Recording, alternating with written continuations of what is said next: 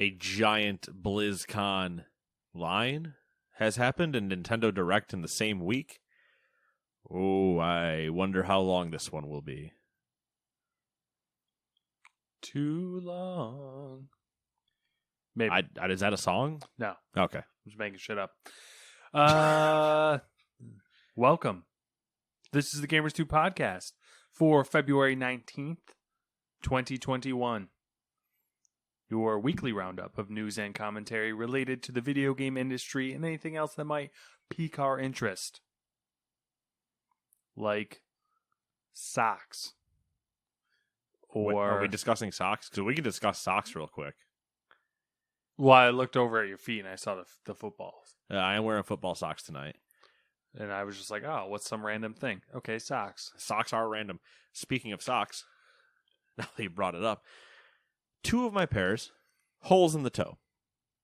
You have powerful toes, clearly. I might. Large toes, size 13 feet, for reference. You know what that means.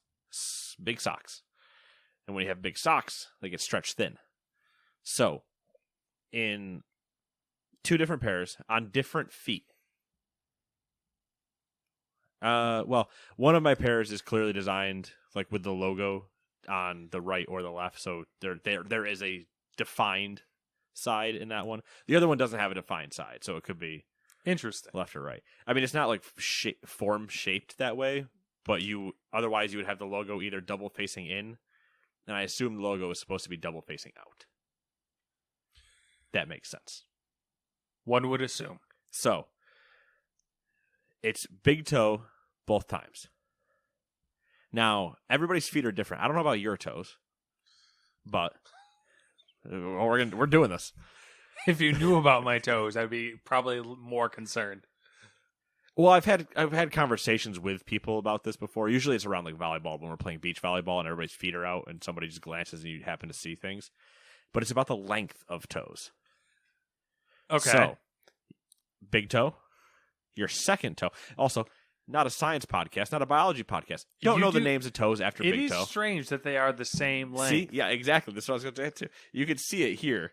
Those are my two leftmost or my innermost toes, if you will. Yeah. My second toe is basically the same size, same height as my big toe. Yeah. Little different, but not much. But for some people, that is a large drop off. Oh, and yeah. more in line with the rest of them. But for me, it's like 1, 2, then we drop off to 3. Yeah, it's very abrupt. I have standard issue feet. It's, a gentle slope. Right. Yeah, mine. Yeah, so yours are not. Yeah, I don't have a giant middle toe that's trying to give you a foot finger. Right, which I think the foot middle toe. Yeah, if I just bend my toes correctly, it'll flip you off. I think potentially does contribute to my wearing of holes in socks.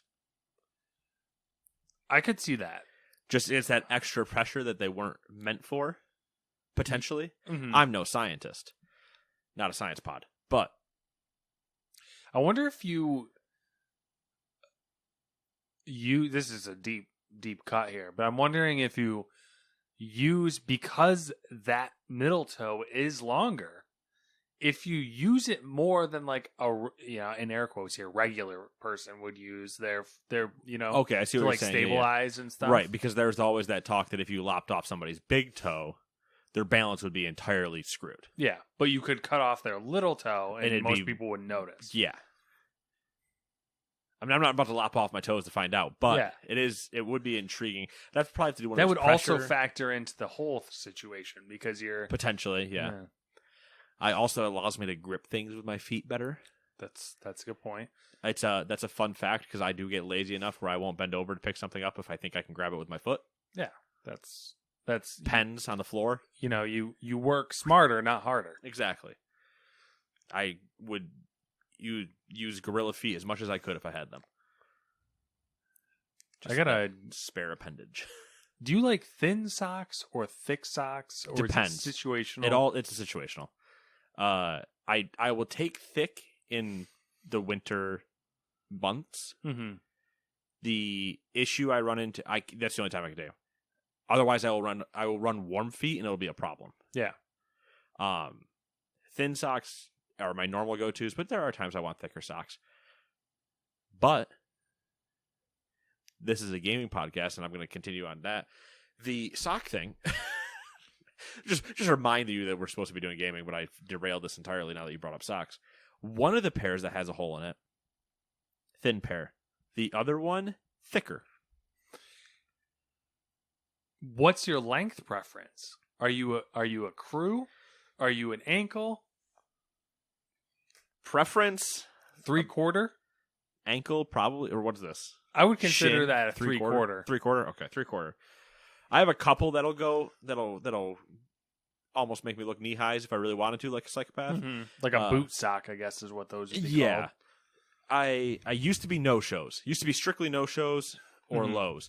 Those are now reserved for when I'm wearing shorts. Anytime I have pants on, 3/4 or higher. Yeah. I think the 3/4 is where it's at as well. And I'm also... Fun designs. Yeah. I do like the ankle socks, like the true ankle socks, not the no-show.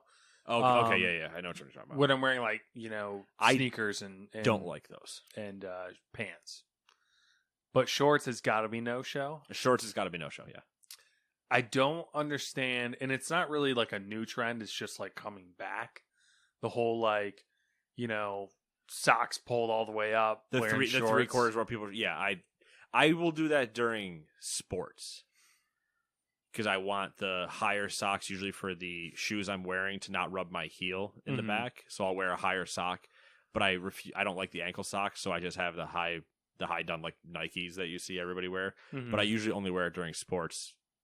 In indoor sports. That's the only time I do that. Yeah. I won't just be the guy that's shopping at Price Chopper that you see walking around like that. And I'm like, what? Why? Yeah. But it's a fashion thing apparently that I don't understand. Same. I'm too non-fashionable to understand that. The kick though with the holes is they're both around the first two toes. Yeah. So and one of the thin pairs is probably just gonna have to go. Yeah. I kind of want to see if I can save the thick pair, but it's like, do I? I want to? I'm gonna get you a pair of darn tough socks. I have a pair of darn tough socks. And do you not They're like too them? tight. Too tight. Do you know what size you got? Because they are differently sized. I don't know. I want to say large. Yeah. Is that a so size? that's probably too small. Well, the problem is that I don't know about darn tough because I was giving them as a gift. Yeah. I don't know about what sizes they come in. Usually it's like 9-12 is a range, and then like 13-15 is a range. So I can wear... And sometimes in 13-15s, I'll swim. I can wear a medium, and they'll be like on the tighter side, but still completely wearable. And I can wear a large, and that's completely comfortable and like with no tightness at all. See, now... So I think they have an extra large, which would be like... My darn toughs are currently clean, and they're in my drawer. Mm-hmm. So we can do this afterwards, where we do a little. You'll see what I mean. Yeah. I could probably just look at them and tell you what size they are. Probably. So. I have a pair of Bombas, Bombas, that are my favorite. I've heard those are good. I've heard they're expensive.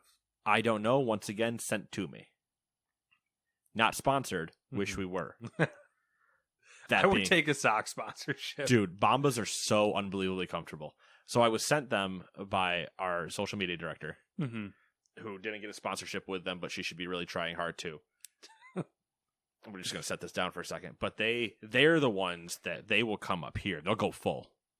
Yeah, they tend to be dress sock, like a dressier sock, right? Yeah. I mean, most of my socks are a dressier sock. They're actually thicker than these ones are. Mm-hmm. But they're not as thick as what you consider a thick sock. But they have that no toe seam, which I love. Yeah. And they have a like a kind of a band around the middle of your foot. Kind of like a nice hug band. But once they're on, they almost form fit my feet, and they're just there. Yeah. They're not loose. They're not tight. They're just holding my foot snug. That's why I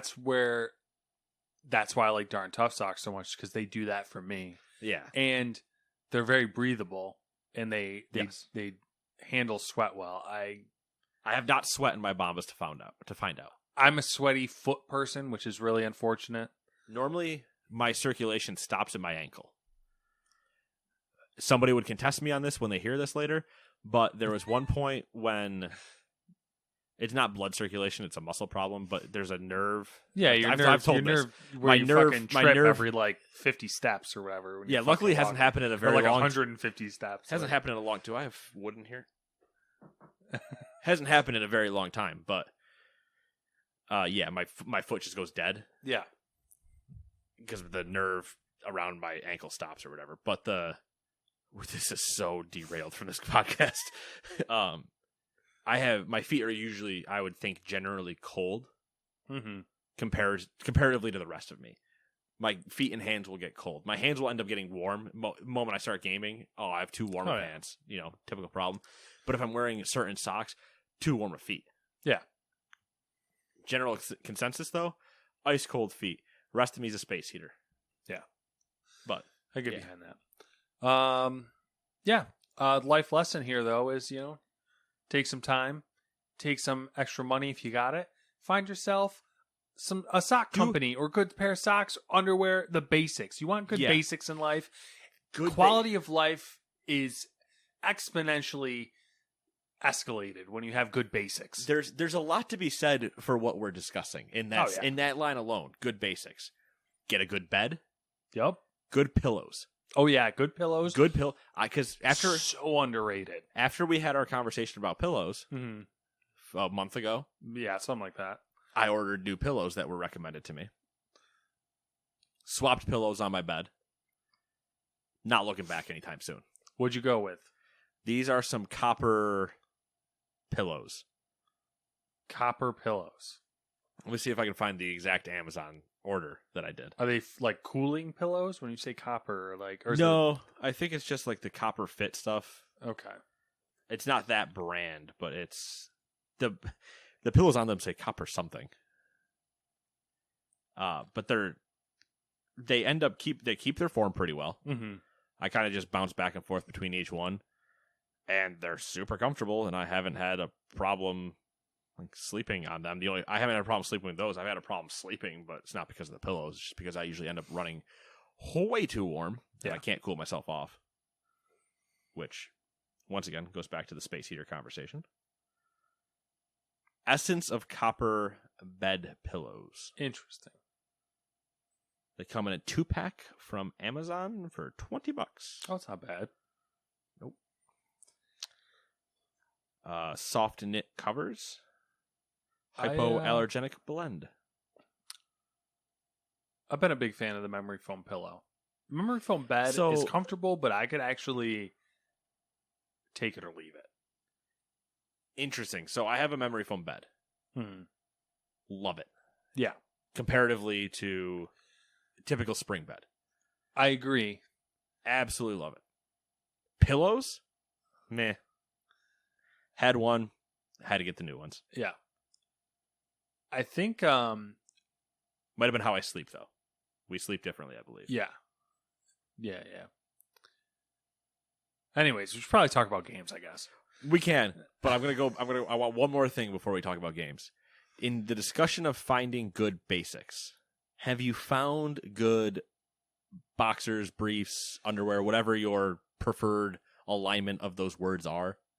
My favorite that I've found has been Under Armour's. I think you've brought this up before now. Yeah, I don't know. I think they're Tech Mesh. They're Tech Mesh boxers, fitted. So they're kind of like a brief in their fit. They're fitted like a boxer brief. Okay, yeah. But the difference is I have their like regular ones, like their original ones, and then I have the mesh fitted ones. Okay. The mesh ones are more breathable, obviously. Right. And the fitted ones are exactly that. More fitted as in like they go deeper into the creases and they hold things in pockets. Okay, more. Yeah. I got you. So I generally wear I don't wear tight pants, I would say, but I'm not wearing loose pants. So like, yeah, neither I don't it I don't keeps wear, things where it needs to, and it keeps things cool, which is I don't wear where loose I'm ones at. anymore either. And I have a few pairs of Hanes ones that I really am a fan of. I have some pairs for summer that are more mesh like for the breathable. But there are a couple of pairs of Hanes boxer briefs I have that I'm like really a fan of, and I cannot find them. Yeah. And I'm just like, Otherwise, I've started cycling a lot of basics that they've seen their trials of combat. They needed to be put down, and they just never were. So it's just one of those, That's the Under Armour ones are like my work. When I'm doing things in a day. Yep. And then if I'm like sleeping or whatever, I generally wear a loose, not a boxer, but a loose boxer brief, cotton. Usually sleeping for me, I just ditch it all entirely and wear like basketball shorts. And that's it. I don't know what it is. I can't do that. I can't sleep in the nude. Yeah, I can't do that. But I have to throw on like a pair of basketball shorts or something like that. Granted, I've fallen asleep entirely in jeans as well. Yeah. Like it just happens. But yeah, life, man. There's so many things. Like there needs to be more focus and conversations about that stupid stuff because it's often overlooked in its massive quality of life stuff. But anyways, yeah. Here's other things though that you could buy instead of buying new boxer briefs and new socks. Doors of Insanity for the PC. The Outer Worlds Peril on Gorgon DLC for the Switch, which I thought I called out last week. I might not have edited this at all. So you're welcome if you're hearing it all again. Death Crown for the PS4, Xbox One, and Switch. Little Nightmares 2 for the PC, PS4, Xbox One, and the Switch. Summer Catchers for the Switch. Galgun Returns for the PC, Xbox Series X, Xbox One, and Switch. Rover Wars for the Xbox One. Super Mario 3D World and Bowser's Fury for the Switch. I did not update this list. I'm an idiot. 30XX for the PC. King of Seas for the PC, PS4, Xbox One, and the Switch. The Protagonist for the Xbox One, the Protagonist EX-1 for the PC, and Ultimate Atom Caverns of Chaos. Did you grab last week's list? No, I think I grabbed part of last week's list because I think when I selected it, I grabbed this week and last week. Oh. And I didn't delete last week. These things do happen. So what happens when you see Matt created the new doc and you're like, I should do my part, and then you forget how to read. Let's not start with number 1. Okay. What do you want to start with? Number 0. So BlizzCon happened. Number one is the direct. I just want to get these two out of the way because they're going to be the two biggest time sinks. They're going to be the title of the episode. That's fine because the rest of the news, honestly, is not very thrilling. So yeah, and these are going to be the two big things. And we have me here who's fully ready to talk and excited. BlizzCon has happened. The opening ceremony has happened. Has happened, is ongoing, I guess, because this will be out on Saturday when BlizzCon Day 2 is happening. But the opening ceremony happened, a little bit of the World of Warcraft stuff happened, some Diablo stuff, some yada, yada, yada. So, let's start at Hearthstone, where I know the least. Hearthstone's on to the Year of the Griffin. Their first expansion this year is going to be Barons themed. They are making the core set, which comprises of a lot of the classic cards and bringing everything, I think 230 cards plus, I thought he said 19 new cards into the core set. There is a Shadowhunter Vol'jin card available for free for logging in currently, including the Blizzard 30th anniversary card back.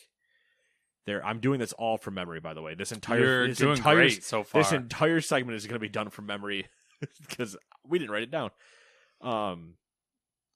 Also in the Hearthstone one was they're bringing back Hearthstone Classic, they are creating Hearthstone Classic with its own rank ladders and everything like that. That Classic will comprise of the game at its launch, all those ages ago. In case you're not curious, or in case you're figuring it out, you're going to see a theme here with the word classic. But yes, Hearthstone Classic, it's a thing. Okay. They're adding in schools of magic, so spells will have there's new card effects. There's schools of magic now. There a lot of things seem to be a good start for Hearthstone if you're a good start to the year if you're into Hearthstone. The other thing is they are creating a Slay the Spires-esque mode called Mercenaries, where you build a team of heroes and enemies, or heroes and villains from Azeroth and around, and you traverse in a Slay the Spires-esque roguelike of card enemies and choosing a path and yada yada, and there's things like that. Or things within that. So, that's Hearthstone. Does that sound like everything? Yeah, I think you actually hit the majority of it. There was which kind of went with the spell types or whatever. They're doing like ranked cards now, like where they rank up. That's happened before. Okay. Upgraded cards based on the amount of mana you had, so that way the later you got in the game, the card was still relevant. Mm-hmm. The one they featured was Chain Lightning, which does 2 damage to an enemy and then a random enemy next adjacent to that enemy. And then at I think 4 mana it went to 3 damage, and then at 10 mana it went to 4 damage. Yeah, I think you got everything. All right, cool. Oh, the other card they showed off with I believe the spell effect was called Flurry, was Blade Master Samuro, an orc of legend. He made an appearance in Heroes of the Storm, and he's obviously in the Warcraft lore. But Flurry was when that card takes damage and survives, it then does its damage to all the enemy's cards. So a way of clearing a board, it seemed. All right, cool. That's Hearthstone. And I will give my overall thoughts after I go through everything. Because there was some weird stuff where I was like, we didn't all forget everything you did poorly. But that's an overarching statement, not just a game-specific one. Let's go to Diablo now. So Diablo, we get more announcements about Diablo 4, including the Rogue class. Get a cinematic of the Rogue, which then shows the Rogue dropping or like turning in ears from its targets. And then told that the ears play a bigger picture, so I'm assuming there's some type of something in there. Cool. We get to see a new class. Then you see a gameplay overview of some of their abilities and them moving around the map and stuff like that. Looked like a lot of fun. Kind of just jumping around, dashing around, doing those things. You then got an update on Diablo Immortal, which is to say there's a panel later to hear more about Diablo Immortal, and we learned a lot from our technical alpha. Cool. Thanks for telling me nothing. I guess probably if I watched the panel, I would probably know more, but I'm not. Like, whatever. Then we hit probably what people are most excited for. Outside of Diablo 4, I think people are hyped for Diablo 4, but I know there's a lot of people that have been asking for this. And they bring back Diablo 2 called Diablo 2 Resurrected. Diablo 2 Resurrected is, of course, the old Diablo 2 plus the expansion, which was Lord of Terror, I believe was the name of it. Yeah, I don't remember. It was Lord of something. Terror sounds good. I think it's Terror. That expansion included all remastered up to 3D graphics and stuff like that, but similar to what they did with StarCraft Remastered, you can, if you so wanted to, still play with the old 2D sprites and everything like that.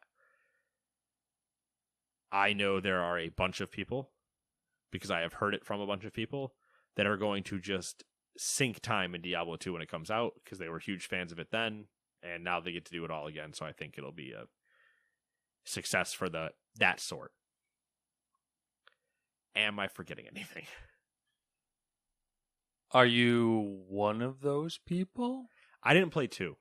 So are you going to? I might. We'll see. It's gonna be we'll see price point, yada yada yada. I'm probably gonna wait for 4. 2, the remaster for 2, like visually, it looked good.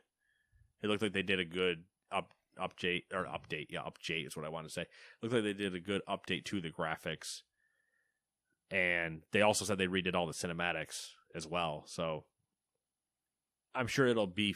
I might watch somebody play it, but for me, it looked like it was. 2 has always looked kind of cool, but slow, just due to limitations of the time. Mm-hmm.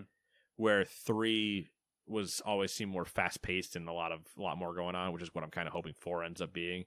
I'm sure 2 can get to that point at like late game, but I just kind of always wanted more. So I might just be holding off until 4. That's me though. I want to try Immortal. I think it's an entirely stupid idea that they're putting Diablo on mobile and obviously do not have phones, yada yada yada, but I still want to try it. I just at this point now that they didn't put a date on it, I have no idea what the hell is coming. Yeah, they didn't do dates on anything, really. No, they did not. But yeah, so cool Diablo stuff. I liked seeing the Rogue. I was most hyped about 4 out of that, and cool that we saw 2 remastered or resurrected, whatever. What for funsies? What order do you think they're going to release in? You're talking Resurrected, Immortal, and 4? Yes. In that order. All this year? No. Okay. You might get one this year. That's what I was going to say. You might get Resurrected in the fall. That would be cool. I'm concerned. Why wouldn't Immortal? You know what I mean? Like, why wouldn't Immortal be out already? I don't know. I think we've talked about. I don't know if we talked about this on the podcast or outside of it, but like the theory that it was a reskin of the game that they were working with a company. Yeah, but then we were like, the theory was that I think we were ping ponging back and forth was like, are they specifically holding on to it to get it away from the bad press? Yeah, the furthest away you can from the "do you have phones" comment and everything like that. It entirely possible. But the way you do that is you hit them with Diablo 2, then you drop Immortal, and then immediately after you drop Immortal, you drop 4. So Immortal has the smallest amount of time for when it is the focus of Diablo. I think is the way you would handle that news cycle if you were doing it by releasing. Yeah. I mean, if 2 or Resurrected or whatever you want to call it doesn't come out this year, I'm really concerned with Blizzard's way of being like, look at this thing we have. Oh, you can't have it for a while. And the only reason I say that 2 Immortal 4 works better than anything else is you can't put 2 and 4 near each other. That's too much of a... You're doing a Titanfall to Battlefield problem where you're pulling from the same pool of people. Yeah. It's not going to work. For sure. Give everybody 2. Let them have their time with it. Drop Immortal whenever, because that's not the same pool you're pulling from. And then drop 4 after there's been enough time for people to really live through 2 again. 2 in like September, Immortal in May. Or sorry, 4 in like May. Immortal in like February, who cares? It's what I could see happening, but obviously no dates. So here we go. Yeah. Which then brings us to WoW. Let's pause on WoW. Overwatch 2 had a panel. And that they didn't show Overwatch in the opening ceremony, which was interesting to me. But they detailed 55, who I believe is a new hero. They showed off new maps, campaign stuff, apparent talent trees, and whatever other things that are going towards Overwatch 2 in its own panel. If you want more, you should check that out. I'm basically recapping only the opening ceremony. Yeah, I'm really confused on Overwatch 2. And You want to talk about one that I'm real confused how that's not out yet? When they're Yeah. literally just doing the same. Oh, well. World of Warcraft. Let's start with the obvious one that I predicted, and if you couldn't predict it, well, you live under a rock. Burning Crusade Classic is coming. Officially confirmed. Trailer is out. Yada yada. No date. It will be included once again the same way Classic was with your subscription, which will now net you Crusade Classic, Classic, and retail. How about that Classic? If you have a character already in Classic and you would like to, when you log into that character on release day for Burning Crusade, you will be asked, do you want to take this character into Burning Crusade? If yes, then you will go through the process of that character will now be eligible in Burning Crusade. If no, then that character will be staying in Classic. And it is on a per character basis. And I believe there are Classic servers that will be staying with Classic people, and Burning Crusade servers getting spun up that your character will then move to a Burning Crusade server. That way they can keep them locked forever in time the way that they are. It's mind-blowing to me that that's the approach they're going with, because did they specify if they're going to do that with every expansion? I don't think they did. I think they're just like, we're starting here. We'll worry about that later. People are going to assume that they're going to do that with every expansion. So you could have a character in whatever expansion you want it to be in. In theory, yeah. Also, if the small things, but like you have your 60 and you want to go to Burning Crusade and your friend really liked Burning Crusade but didn't care so much for Classic, if they want to, they can spend whatever money to boost the character to 58 and go right into Burning Crusade. You also could just level a character in Burning Crusade if you don't want to spend the money, obviously, but you have the option. And I think that basically covers it. It's Burning Crusade Classic. Like, it's literally been out before 13 years ago. So you remember it then? There you go. There was a more technical talk in the deep dive of they needed to change code bases and yada yada yada. So that's where it is. No release date. But there you go. Now for retail. In 30 minutes, there was a lot in the deep dive part of it. I'm not going to go through a lot of the deep dive part. If you want to go look at the deep dive part and you're playing retail, I suggest you do. Some fun things in there. More Maw things, more Jailer things. The new raid. Stuff like that. Basically, from retail, they announced the 9.1, their first large content update with no date. 9.1 is called the Chains of Domination. The cinematic shows... okay, I'm going to stop right here.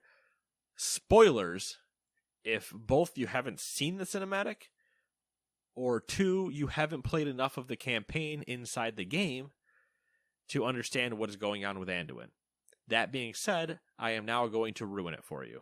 In 3, 2, 1... So Anduin gets possessed by the Jailer and becomes his weapon. He then marches Anduin to Bastion, and as possessed Anduin pulls up what I'm calling Shalamorn until somebody tells me it's not, because it is Charlemagne the weapon as a Morn blade. So Shalamorn and pierces the Paragon's heart or whatever. After dropping a line of, as the Jailer, obviously not Anduin, but you see him say, that prison couldn't hold me. It couldn't even, or it can barely hold your brother or whatever. So it implies that the Paragon and the Jailer are related. Anduin jumps with Shalimorn, and basically you see him take over the Lich King Arthas transformation, white hair, gray armor, rune carver runes all over it, stabs the thing, gets the key out of their heart or whatever. Next time you see him go back to the jailer takes the Kyrian symbol out of it and say, 1 more key, 3 to go. 3 keys is implying the other regions, the other, zones that we are in. And something about how he mutters something about how death was never meant to be chained. And you see him look out and you see 2 chains going to a new zone called, Start with a K. I wanted to say Cuttress, but that's not it. I thought it was like Corin or... Yes. Coria? Maybe that was it. It was something with a K. Yeah, so there's that place. So that's going to be our new zone in 9.1. New enemies, new yada yada, dealing more with the first ones. There's a giant deep dive if you want to go into that, because they discuss the new raid that's going to be happening, which is Maw focused. It does, the infographic that popped up does show Kel'Thuzad, does show Sylvanas, shows other souls of damnation that had been sent there for the jailer's punishment, and just some other like lore based things. So I'm looking forward to it. I'm excited. 9.1 they also confirmed will bring flying, which we knew, but it's officially confirmed. And the flying is not tied to rep. It is tied to, according to him, he's like, just keep doing your Covenant storyline, which mine's already done, so I'm assuming they're adding more to them. But keep just doing that, and flying will just unlock from that. So there's that to look forward to. There's more cosmetic sets. There's more mounts. There's more pets they're adding. There's a whole bunch of stuff. Yeah. So you watched the deep dive. Yes. What's one of the things you're most excited for or most looking forward to? The new raid. Just the raid. I mean, in terms of, you said one thing. I'm going to do like a good, the bad, and the ugly type thing here. Okay. What's something that you're like, ugh, that's going to be bad? Or you...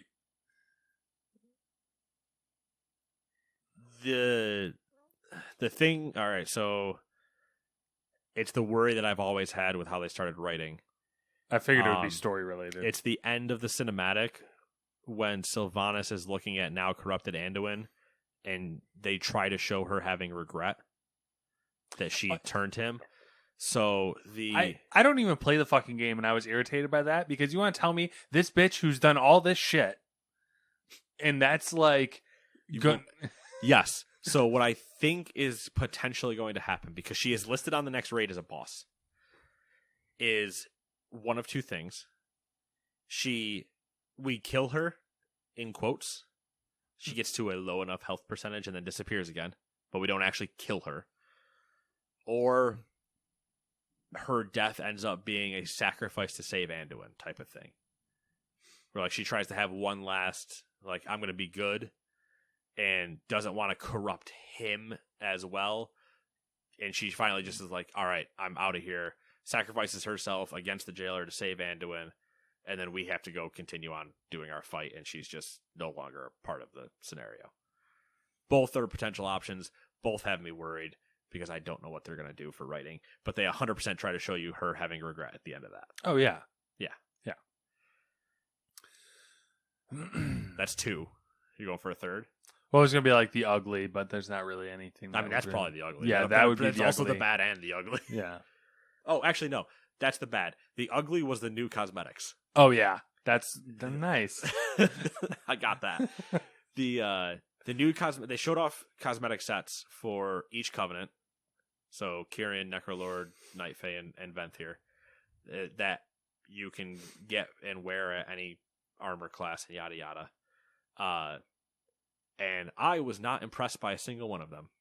They were definitely unique from anything we normally see. Yeah, they just were really underwhelming. But I was kind of like, They seemed right. really like plain almost. Like yeah. Interesting. For additional content when they look worse than the stuff you already gave us. Have you seen any community reaction to stuff yet? I haven't, and I don't dare to. Okay. That was going to be because everything WoW related is always polarizing. So. Yeah. Oh yeah.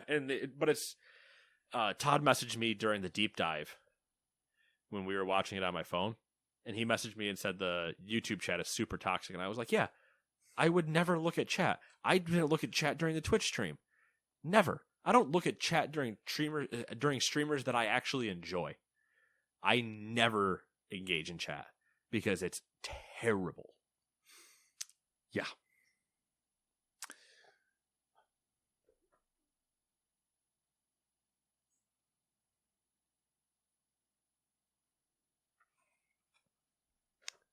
Way to fill the gap. Well, I got nothing. I know. We're in the middle of Blizzard. What am I supposed to say? Literally anything. If you're interested, I know you logged back in just to cancel your sub. Yep, I did log in to cancel my sub. You just won't join us. It's not a matter that the ship has sailed. Like the ship hasn't sailed for you, Matt. The ship sailed for both of you. The ship has sailed, and the fact that like it's an MMO. So you need people to play with to really get into it. And we're here. You guys are like years in. Doesn't matter. It does. We can catch you up so fast. It does. We can catch you up so fast. How many alts do you think Todd and I are constantly playing? Yeah, but it's catch you up. It's not a matter of just like leveling a character. It's like it's the fundamentals, the mechanics, the way everything works together is just second nature to you guys because you've played it so much, and I'm starting from scratch. So, like, yes, the disparity in experience. I can make that all become very easy. It just depends on where you want to start. If you wanted to start with, like, a DPS, easiest thing in the book, we start there, and I can make you play just as good as everybody else, basically. I know for a fact. It's easier said than done. I know for a fact. Is the moral of the story. I know for a fact, for what some of the things I have seen the last couple weeks, I can get you to do more damage than some of the things I have witnessed. Yeah, I mean, I get that. But it's not like... Blindfolded, I can do more damage than what I've witnessed. You have both your eyes. Maybe someday. You say that like it's never going to happen because it's never going to happen. But yeah, that's basically... Was that it, though? Wasn't there more? So, no? That's it for World of Warcraft. I mean, that's all I'm going to do. There's more in the deep dive of...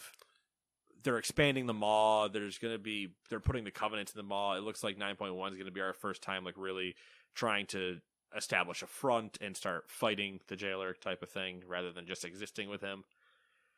So, and there's no date. It's just, hey, there's all this stuff, but like, can we start doing it now? So there's that. The other part is, I mean, that's really it for WoW. They showed off the couple mounts. I was really curious about the hand mount. I don't know if you could see it on the phone, but it was a hand, like an armored hand. Yeah, I saw the armored, and then the little seat for it was on where the wrist would be. So it's gonna walk around like that. That's kind of fucking with you riding on it, and I'm like, I kind of really want that mount. That's fantastic. That sounds awesome. Especially if you can just go to like one of the starting areas and hopefully nobody's seen anything in the Shadowlands and you're just walking around on a hand and they're like, I don't have any idea what I'm looking at. Hopefully they spend a lot of time on the animation. The creepier, the better.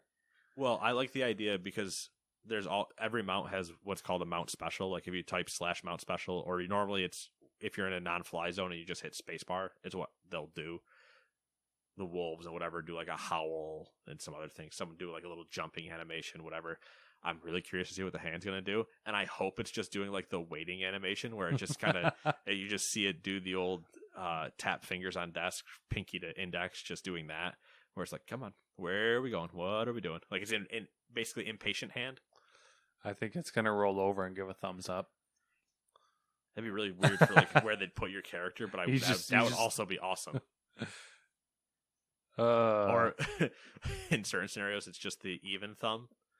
And then it's going to be starts doing the up or down. Yeah, I can't remember. I was going to say Caesar, but I couldn't remember the actual like reference I'm trying to make. Troy? No. I think it's a Caesar. I mean, it's that era, but I'm trying to think of there's a specific movie where the guy, is it Gladiator? Yeah. Where he looks up at him to get the actual thing. What the fuck is that dude's name? It's a famous movie, but... What is that dude? It's... The Maximus, that's the Maximus Decimus Meridius. It's the Gladiator, yeah. I'm listening to a podcast that's literally just the history of Rome. Oh, Jesus. It's like 300 episodes long. Oh, shocker. And it's just the history. I love Roman naming schemes. Like, you go to a separate country and you dominate that country, we stick it in your name. Africanus. You come over, conquer America, Americanus. Let's be clear. That's not a country. That is a continent. Yeah. But you just like someone goes over and whoops Macedon, and they're like, I can't even remember what they like did their little Africanus twist on. What is it, like Macedonius? Something like that, yeah. And I was like, that's so badass. Like, I want that. I just like the idea that no matter what, it's a collective understanding of anything you've conquered. Yeah. Have you conquered Microsoft Word? Wordus. Exactly. It's just like, it's in your name. Wordius. And then it gets passed down after, like, but they also started with the name Maximus, though. That's true. They started with baller names. Yeah, that's true. Their naming schemes are absurd. Just absurd. Maximus Decimus Meridius. Yeah. And I have come to... Yeah. It's a whole thing. Also, they announced the Blizzard Arcade Collection. Moving away from WoW, but still BlizzCon. Blizzard Arcade Collection, which includes 3 games. The only one I know was the Lost Vikings. Sorry. And the only reason I know the Lost Vikings at all is because of Heroes of the Storm. Obviously, there's a reference to them in Alderaan in World of Warcraft as well, but the Heroes of the Storm one is the funniest one because you have to control 3 characters while technically playing 1 character. It's fun. Yeah, there's 3. You're playing a MOBA, and there's a team of 3 that are being controlled by 1 guy. You're like... Interesting. It can be a lot of fun because it was a lot of micromanaging. Mm-hmm. So you'd watch one die somewhere, you're like, shit, I wasn't paying attention to that one while you're trying to still manage with the other 2. They should bring some of these old IPs back. Do some weird shit. They already are. There's the arcade collection, remastered. True. That's a good point. They brought back Diablo 2. They brought Hearthstone Classic. I mean, bring them back. We're a minute away from getting Overwatch Classic getting announced. That would be so funny before 2's even out. Yeah. Overwatch Classic. We brought you back to the very first patch of Overwatch. Like, oh my god, please stop. The other part, and this is the part that I said I was going to save, is J. Allen Brack, the man, the myth, the legend, was the one majority doing the Blizzard top level things. Obviously, when it kicked over to Diablo or WoW or whatever, they had somebody else doing the more specific things. Oh, I should mention one thing into WoW. They are doing a fundraiser for, I believe, Doctors Without Borders, who we've shouted out before for their GDQ stuff. They're usually one of the charities that is involved with that. They're doing a fundraiser for Doctors Without Borders. At a certain goal, everybody in WoW is going to get a pet called, I believe, Bananas. It is a little chimpanzee called Bananas. Originally available for adoption in the Burning Crusade, but it's going to go for everybody if they reach that goal. And then there's a stretch goal to get a, I believe, sloth pet. So cool to see them doing fundraising for Doctors Without Borders. Also in a pandemic. Makes sense, I think. Pretty good show. J. Allen Brack was wearing the Blizzard shirt with the Pride colors. I did notice that. Blizzard also had other things in for a lot of messaging of like playing together and doing all these things and yada yada. And I was like, bitch, we didn't forget the whole Hong Kong thing and how you're probably not allowed to wear that shirt in the Chinese stream of it. Yeah, I was just gonna say, I bet this stream isn't shown in China. Yeah, it's probably in black and white. That's so it was a lot of like, we're being a very inclusive messaging and yada yada. And like, yeah, you are in America, but you're basically blood diamonding in China. So I was unhappy with the messaging that was getting thrown around. Yeah, I feel you. Yes, I agree. You guys are trying to be very inclusive, and that is true, especially now with even just some of the minor things they changed in WoW of you can just swap genders at will. There's no longer there used to be a cost because you had to, it was like a character service to change your character. Now it's like, you want to just be a female, or just go to the barbershop, become a female, move on. You want to be a male, go to the barbershop, be a male, move on. And then they added more skin tones to races and stuff like that, which also there was a subject on the subreddit the other day where somebody said that somebody else in a guild was constantly complaining to officers about a character, about the way he looked. And I was like, I would kick the guy complaining immediately. Who gives a shit the way the character looked? But apparently the guy was playing a black blood elf, and the guy kept screaming that it wasn't like in canon or whatever. And I was like, oh my god, you're the worst type of people. I was like, in canon of what? That's fantastic. Oh, racist assholes. But I'm playing a black female blood elf as my priest, just because why not? Who gives a shit? Just the messaging was a little weird. But what are you going to do these days? Well, yeah, you're gonna come to your giant public event where you can't say we hate freedom. You have to play to. We like money strengths more than anything else. Mm-hmm. And China gives us a lot of it. Yes. All right, that's BlizzCon. I think I covered everything as much as I could off the top of my head. All the important stuff. I'm sure I forgot something. But there'll be comprehensive, detail-filled tweets from our Twitter account. No, there won't. Don't worry about doing that.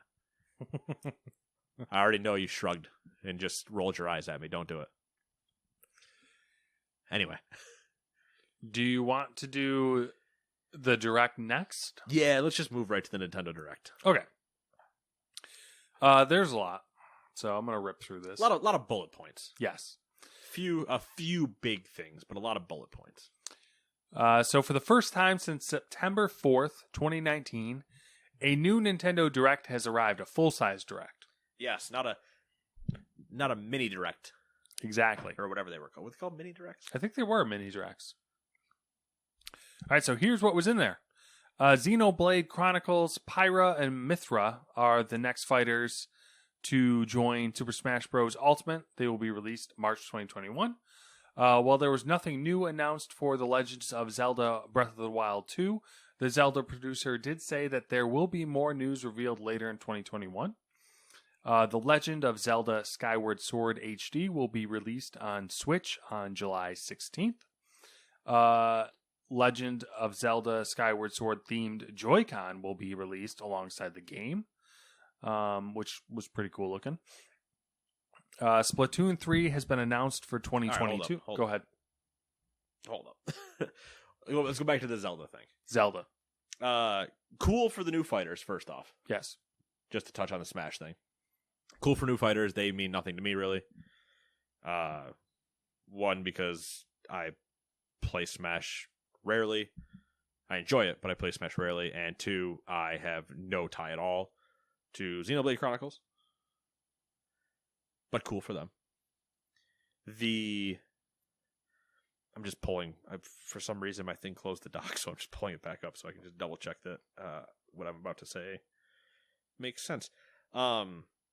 With the Skyward Sword thing, apparently people disappointed. How One, so? because apparently they don't rate Skyward Sword that high comparatively to Ocarina of Time, Majora's Mask, stuff like that. Well, they're clearly going through, like... Go ahead. Yes. You're right. Mm-hmm. Also, charging $60 for a Wii game, Nintendo. which is what got a bunch of people though when Super Mario 3D All Stars just came out, which is 3 games for $60. Mm-hmm. And then Super Mario 3D World and Bowser's Fury for 60. So you're getting 1 Zelda game when you've gotten 3 and then 2 Mario games respectively. You actually watched the Direct, right? Yes. Did they show it? The game? Yeah. Yes. Okay. Because they showed how so Skyward Sword, when it initially came out, obviously for the Wii, had motion controls for combat. Yes. Your nunchuck was your shield, I believe, while your Wiimote was the sword. I might have those backwards, but one of the other. Yeah. And how you slashed was how the sword swang. Mm-hmm. But they had to remap controls. Yeah. They did give you the option that you can use the Joy-Cons to do that exact same thing. Mm-hmm. But they also ported it so you can use just buttons. Yeah, I that way remember. that way it's playable both in handheld mode and on the Switch Lite. Everyone was like thrilled about that. Yeah. And they changed the when you're in handheld or Switch Lite, you use the right stick to do the motions of the sword, which seems like a natural change. Yeah. The Joy-Cons did look pretty cool. I wish I wasn't spending $80 on. I'm not going to spend $80 on Joy-Cons, but I wish they weren't $80 just for sweet looking Joy-Cons. Typical problem, but it's the same thing when I see new controllers for other consoles where I'm like, man, I wish I didn't have to buy the entire controller. I so wish you guys just gave me interchangeable skin plates. So badly, just give me skin plates. Because I would buy so many more skin plates if that was a thing. Yeah. Like, oh, this sweet new PS5 controller comes out and it looks like this. Buy the skin plate to just swap out your... Okay, yeah, that's a thing. Did you see the PS5 matte black? Did you see the other stuff from the PS5 custom style stuff? I did not. One of the sites told Sony to sue them and said, bring it on. I think that's the same one with the matte black. Did you see what it looks like, though? It looks fucking sick. Yeah, oh yeah, it looks baller. And they talked... I think it was the same one that was talking about doing other custom plates. I think it was the same ones that Sony took down the first time, Mm-hmm. and then they came back, and now they're like, "Just sue us, bring it on." I saw that they. I didn't see that, and I'm like, "Oh, that's a bold move, Con." I saw the plates, what they looked like, and they were just like, "We're selling them, we don't care." Yeah, and I'm like, I kind of want to order some now. Before you can't them. ever get them. Yeah. But anyway, yeah, that's all I wanted to say on the Zelda thing. Is I know there were people that were unhappy. One, that it was Skyward Sword they chose instead of the other ones, and two, that it was $60 for one game when it would have. I think it probably would have made sense to do a 3 Zelda collection at $60, the same way you were doing with Mario. Yeah, but you know, they're milking. People are still going to buy it. Yeah, they're milking the cash cow. Splatoon 3 has been announced for 2022. The reveal trailer showed an inkling in a desert heading to a new city called Splatlands. Cool to see Splatoon. If you had asked me what games are going to get a third one, I don't know that Splatoon was in my list when it came out. Like, if we just looked at certain games and went, do you think this gets a trilogy? I don't know if Splatoon was going to be in my list. They don't really have, like...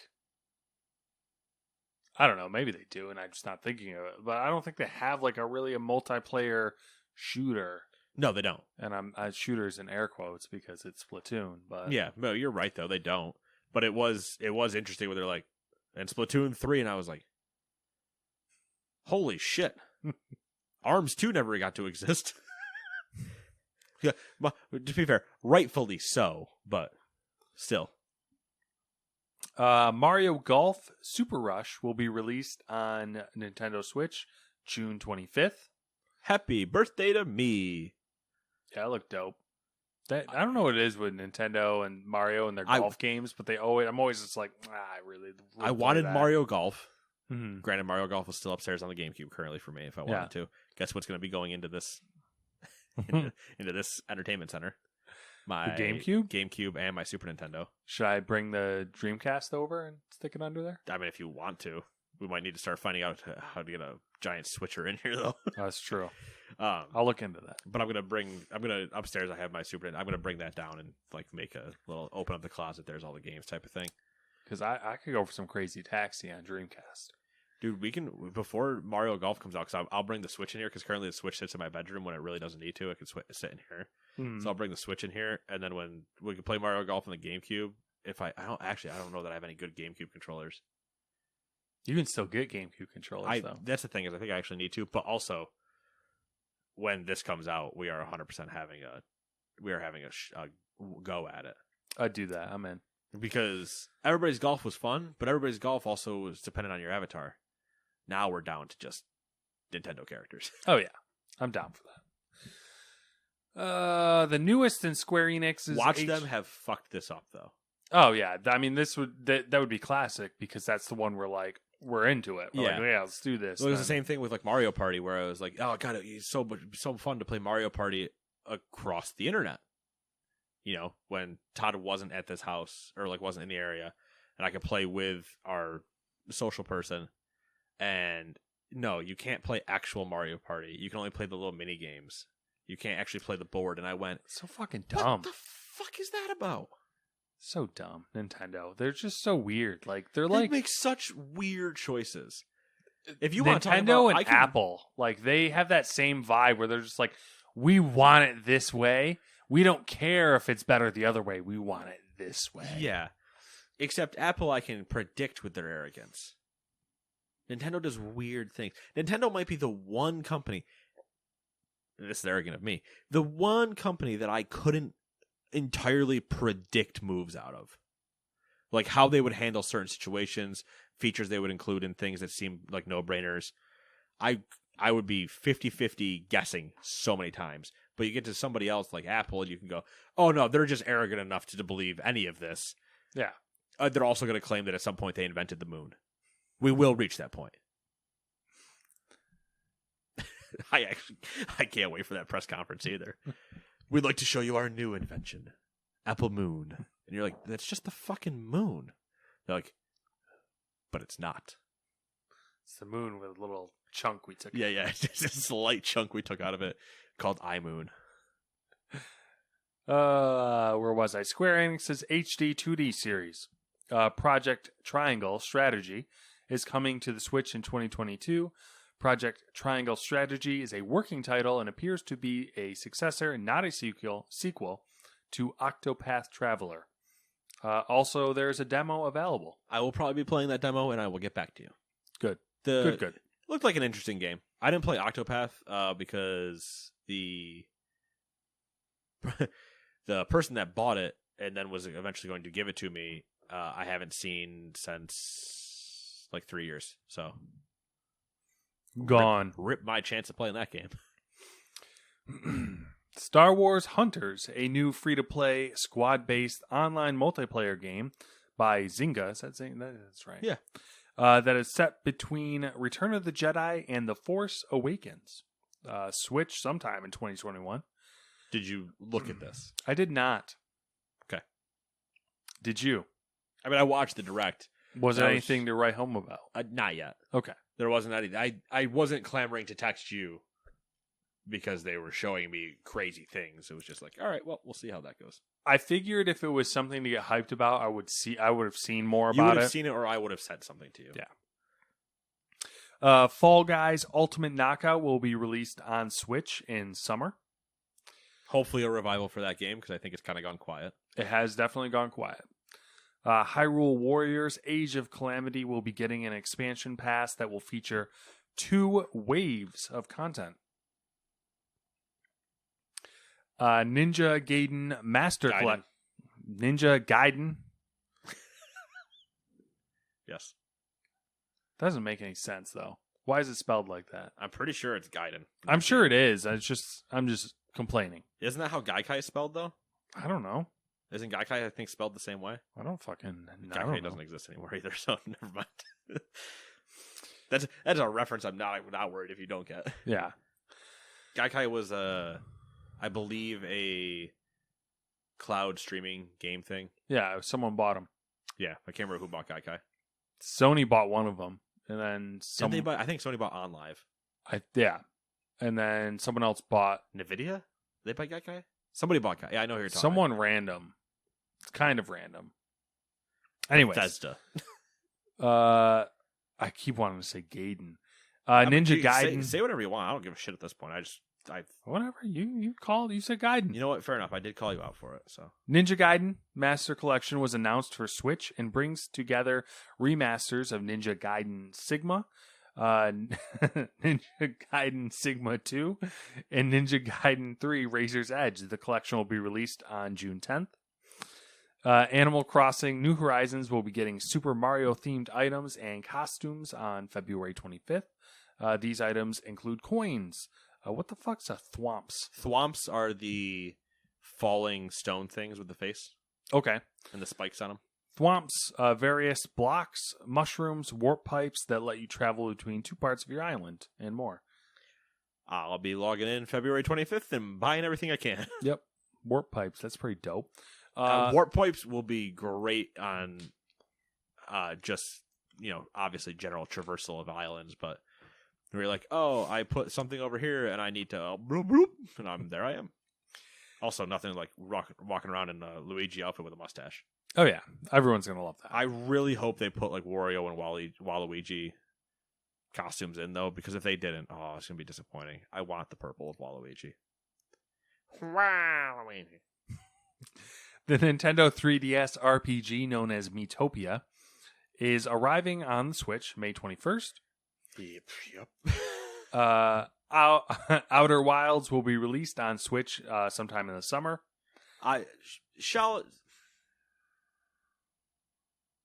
Solid shout. Combine two words there. Solid shout to Outer Wilds. I think it still hasn't gotten enough love for what it is. It should get more. I see it pop up all the time, though, so. I don't. Yeah? Yeah. Maybe it's like a slow burn. I don't know. Like it's. I mean, it definitely burned pretty bright when it first came out, but then I feel like still some people weren't giving it. I feel like it'll be one of those. It'll be a plateau burn. Yeah. Never-ending candle, if you will. Mm-hmm. Famicom Detective Club, The Missing Heir, and Famicom Detective Club, The Girl Who Stands Behind, are both being fully localized for the Nintendo Switch. I'm assuming that's some Japanese games. Good call with the localization idea. You never know, okay? Fair enough. Samurai Warriors 5 will be released on the Switch in the summer. A lot of summer games. Yeah, I mean, do you want to play which one of these get delayed or which one of these actually make money? Bingo. The classic Square RPG Legend of Mana is coming to the Nintendo Switch. The game's music has been rearranged for this remaster, and features like turning off enemy encounters will be added. Cool for people that I hate myself for the pun I almost just made, and I'm going to make anyway. It's a legendary game in terms of an RPG. Obviously, yes, it is the Legend of Mana, but it is still a well-respected, I feel like, RPG when people bring up cream of the crop RPGs, if you will. A new Monster Hunter Rise trailer was showcased ahead of its release date on March 26th. Tales from the Borderlands is headed to the Switch on March 24th. Still one of the best Telltale games, and if you're a fan of Borderlands, you need to play it. It's not a should, you need to play it. Do it. Capcom Arcade Showcase, that's the wrong one. Capcom Arcade Stadium released on Switch the day of the word Direct. Showcase anywhere? I think wasn't Blizzard's called Showcase? I thought it was Arcade Legends, maybe? I don't know. I don't know. Yeah, Arcade Stadium, cool. I thought there was another arcade showcase. That was cool to have it be the old, and it's available after this. Yeah. Always love a good right now. I feel like they try to do that in every Direct. Like have something that's sort of like, they did it. They did it with what was the one you mentioned earlier? The demo Project Triangle. Yeah. They did have a few things where they're like, and there's a demo available after this, and there's a demo available after this type of thing. But demos are not. Yeah, it's not the same thing. Yeah. That's like, okay, yeah, you should have a demo available for me. Obviously. Obviously. Stubbs the Zombie and Rebel Without a Pulse will be released for Switch, PS4, Xbox One, and PC on March 16th. No More Heroes 3 will be released on the Switch on August 27th. Neon White announced for the Nintendo Switch. Neon White, apparently about assassins in heaven. That makes no sense. You're welcome. DC. It literally starts with assassins in heaven. Why do you need assassins in heaven? And then they like explain the entire thing. But they immediately went, yeah, it doesn't make sense to you either. We understand. DC Superhero Girls Teen Power arrives on Nintendo Switch on June 4th, 2021. That was a tough watch. Was it? Yeah. Cringy or? It just became everything you think it would. Okay. Children's game with makeup tutorials and that's changing interesting. Not tutorials, but changing our outfits and trying to not get disguised and yada yada. Like you remember the dolls we would have? That's right. It's that exact brand. I guess someone will buy it. I don't know. I don't know how popular. No, somebody definitely will. I don't know how popular that stuff is. I don't know anymore. I've been removed from that for 5 years, and now this is coming out, so 50-50. I don't know. Plants vs. Zombies Battle for Neighborville brings its 8v8 multiplayer to Switch on March 19th. Makes sense, because I don't know anybody that's playing it on PC right now, or console. Zing. Knockout City is a dodgeball multiplayer game headed to the Nintendo Switch. Yep. It was like a 3v3 dodgeball game, and I was like, why? What is the fucking obsession with EA and 3v3 games? I don't know, man. They're just like... Rocket... It's EA? Arena... I don't know. I'm not positive about that, but Okay. I want to say it is, because I'm pretty sure it was an EA original. I mean, it wouldn't surprise me, because I feel like they have an obsession with trying to... They're like, we need to have something that's 3v3. Yeah. You're gonna like one of these fucking games. I feel like it was an EA original, but... It was 3v3. Rocket Arena, I believe, was also 3v3. Apex is 3 people. Like, why 3? I can much easier find one person. I don't know. Some study they did probably said that that's the most efficient way for them to make X amount of money. Sure. Apex is free. World's End Club is a new game from the creators of Danganronpa and the Zero Escape series, coming to Switch in 2021. Bravely Default 2 received a new trailer ahead of its release date of February 26th. Saga Frontier Remastered. What's up? Oh, I thought you made a noise. No. Saga Frontier Remastered will be arriving on the Switch on April 15th. Ghost and Goblins Resurrection will be released on Switch February 25th. Apex Legends, speaking of, is arriving on Switch March 9th. And finally, Hades on Switch is getting a physical edition on March 19th. It will include a PC download code for the original soundtrack and a 32-page full-color character compendium. I know some people will get it just for that, probably. Because it is Supergiant, and the art is always great. Yeah. Do your thing. That's what you're into. Do your thing. All right, so there's the entire Direct. There was the Direct. It was Yep. about an hour, right? Yeah. About, I think, 4 to 5-ish. At least I think that's what it was. Nice. Yeah, so. A lot in there. Like I said, about 3 things matter. There's a lot in there. There was definitely a lot in there.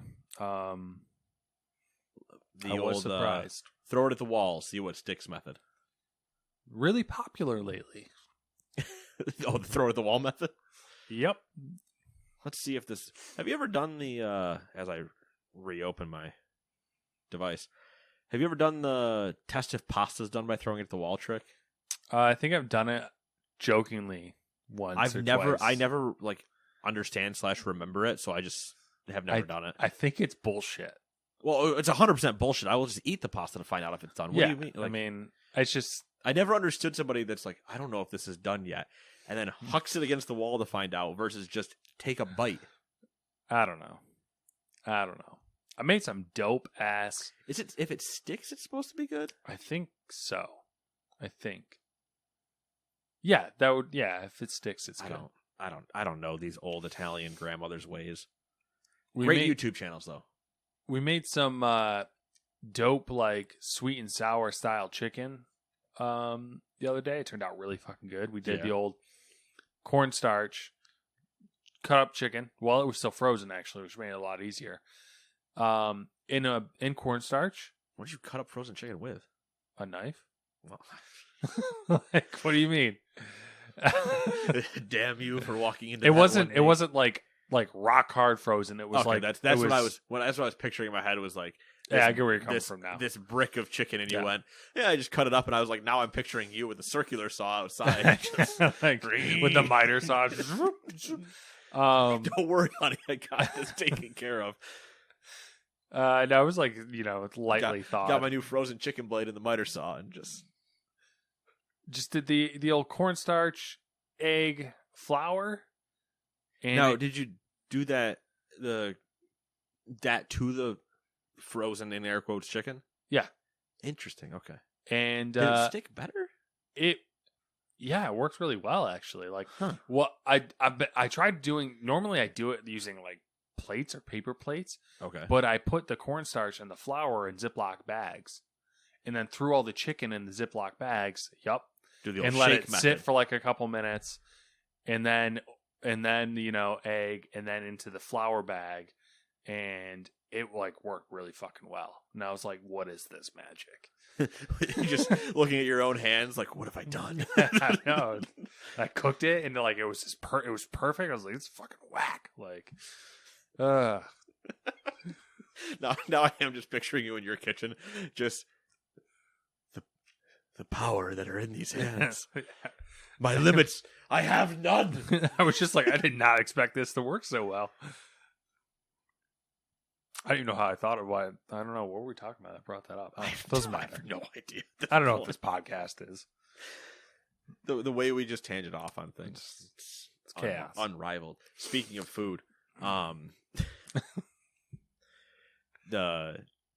was looking for what am I going to do for dinner this week prior to tonight, and I had some salmon fillets. So, oven some salmon fillets. Had a steam bag of riced cauliflower. Threw that in. Steam bag of corn. Threw that in.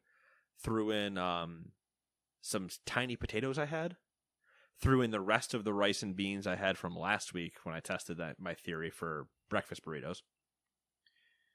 Threw all that together, and then had, what normal sauce would you get with like a shrimp roll? I don't know. I'm not like a shrimp person. So with an egg roll. An egg roll? Yeah, it's usually it's like an orange sauce. It's not a duck sauce, but oh yeah, I get what you're saying. What is that? I don't remember the name of it. I can't for the life of me remember what it's called. I want to say it's kind of like an orange sauce, maybe. Maybe that's what it is. Just an orange sauce. It might be just an orange sauce, yeah. But either way, I had packets of that. So I basically threw all of those ingredients together in a bowl, then threw that sauce over it, and then used that. So like a salmon, rice, veg, potato bowl type thing. And pretty good. Nice. Happy with my own inventions. I have options actually that you reminded me. We could do Cabanos next week, or we can do, I found something crazy that I thought might interest you. Jalapeno popper grilled cheese. Jalapeno popper styled grilled cheese. Is the popper part of it just the idea that you use cream cheese at some point? You take...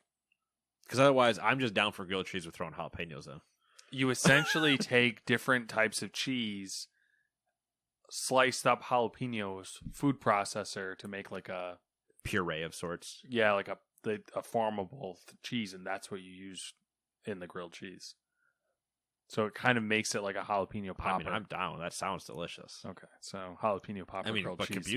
Cubanos are also a thing you've been trying to do forever. That I sounds know, delicious. but it doesn't matter. I mean, Just do I mean, one. we have 52 weeks in a year. That's true. Dinner this week, for anybody that's curious, was a classic called a sandwich. called a cold cut sandwich. You can never go wrong with a cold cut sandwich. Here's the thing with a cold cut sandwich and the way we did it tonight. I have a really bad habit of making Southwest style dishes, or just assuming that everything is better as a Southwest style dish, apparently. When I did those giant burgers, they were I think we branded them Achillean Southwest because they were stacked with entirely Southwest inspired things in them. These sandwiches, the way I wanted to propose them was you take, I used a take and bake loaf and made my own garlic bread. Yeah, I'm sure you could probably just buy garlic bread. The problem with buying garlic bread is that you get it on both sides. And I wanted specifically one side garlic breaded, not the other side. Then you take and, all right, so we're going to assemble this sandwich with the idea that you have two loaves or two halves. Oh, God, 2 slices of bread. Ignore the first 2 words. 2 slices of bread that are garlic bread, garlic side up, laying on the plate, garlic side up. The way I assembled mine, you put a type of meat. I went for roast beef and ham on mine. A type of meat on one of them and the other type of meat on the other. Then you put a piece of cheese on each of those.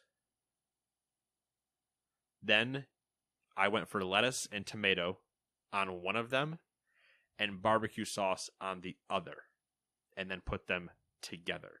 So your entire thing will be from bottom to top, garlic bread, garlic side up, meat, cheese, barbecue sauce, lettuce, tomato, cheese, meat, bread, garlic side down. And if you're curious, it fucking works. There you go. Recreate it yourself. You're welcome. Don't toast your garlic bread as long as I do, or you're going to cut your mouth. One mistake I made. Number 2 on the story train, though. Can't believe we're already here. Number 2. Microsoft revealed a new testing platform geared towards helping developers engineer and refine the accessibility of their games. Developers can now send their Xbox or PC titles directly to Microsoft and have it measured against Xbox accessibility guidelines. As outlined in a blog post, developers will receive comprehensive feedback and notes where issues are found, complete with reproduction steps, screenshots, and any other relevant information.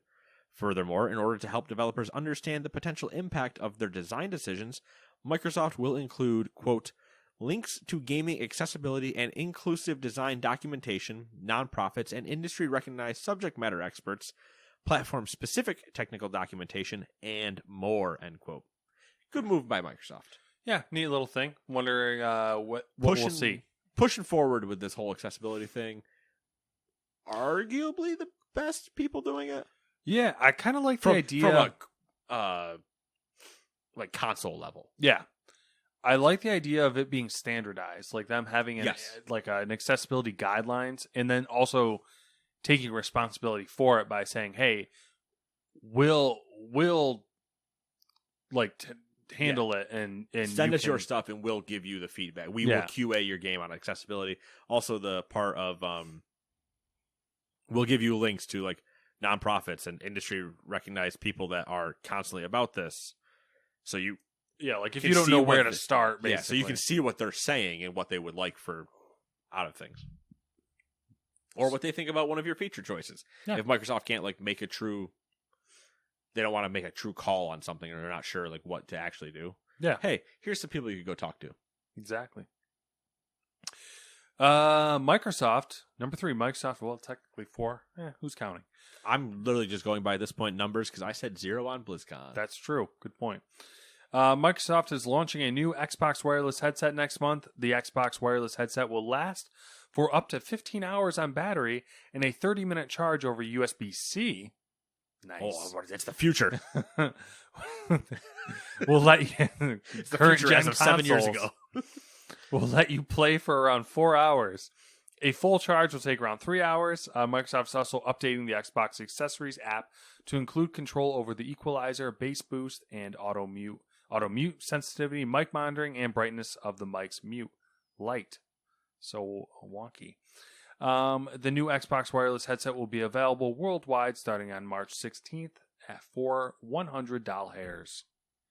That bass boost is going to be big when the new Battlefield comes out, so you can just get that big don't in the good old menu.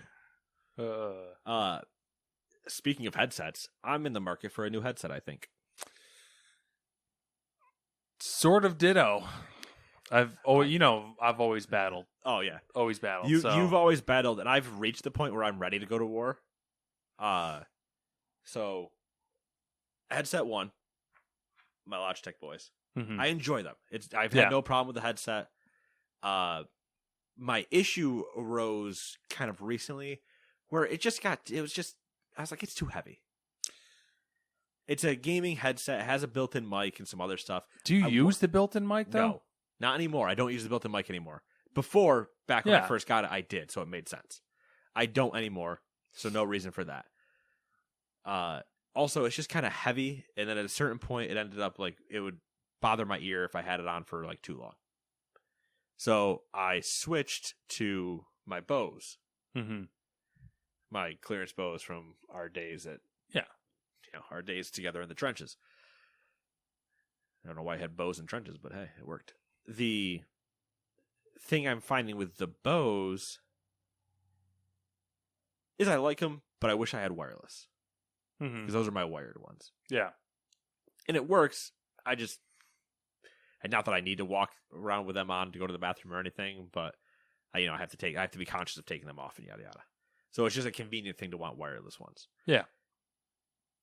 But that's where the trouble begins. I want good quality sound, and I like my Bose ones.